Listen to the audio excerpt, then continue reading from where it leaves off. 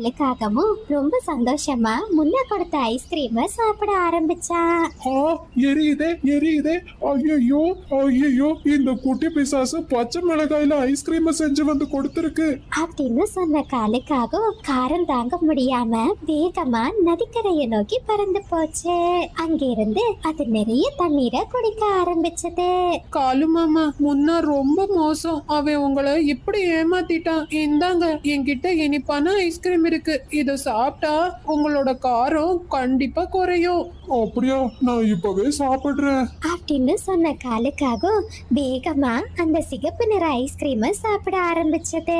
ஐயோ, இது அதை விட காரமா இருக்கே. குழந்தைங்களா, உங்களை நான் சும்மாவே விட மாட்டேன் அப்படின்னு சொல்லிக்கிட்டு காலுக்காகவும் இன்னும் அதிக தண்ணீரை குடிக்க ஆரம்பிச்சது. அதனோட வயிறு நிறைய தண்ணீரை குடிச்சதுனால பெருசா ஊதிடுச்சு. ஐயோ ஐயோ, முடியலடா சாமி.